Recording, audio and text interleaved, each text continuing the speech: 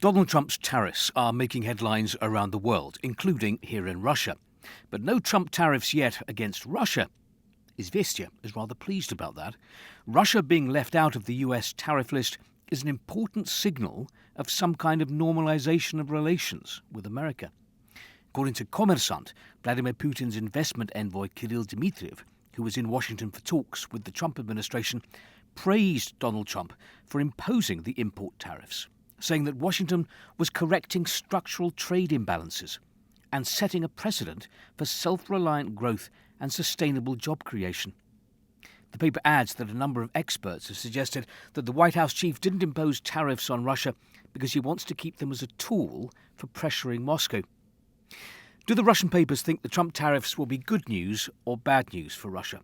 A Russian economist tells Komsomolskaya Pravda, when the economy starts tanking in countries with a developed economy, first and foremost China, these countries will need less oil and gas.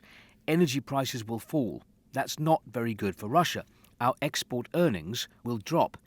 But there are two ends to the tariff truncheon. If countries like China and other Asian giants do less trade with America, they may increase trade with other big countries like Russia. Moskovsky Komsomolets also thinks that for Russia, the tariffs are good news and bad news. It seems to believe that right now Donald Trump is thinking more about his tariffs than about pressuring Russia into a quick peace in Ukraine. The headline, Putin outmaneuvers Trump. Trump outmaneuvers the global economy. Let's begin with the good news. Right now, Washington isn't focusing on the idea of an immediate unconditional ceasefire in Ukraine, an idea that is not beneficial for Russia. On the question of long-term peace in Ukraine, Putin has succeeded in outmaneuvering his US counterpart, not by cunning, just by putting his cards on the table and laying out how complex the situation is. And straight away, Moscow's partner became very bored. Without saying yes or no, he kind of disappeared into thin air.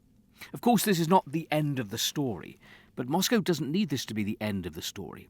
As far as I understand the official line, Moscow needs to continue to wear down the Kiev regime on the front lines of the special military operation, while at the same time building up cooperation with the Americans in all possible spheres.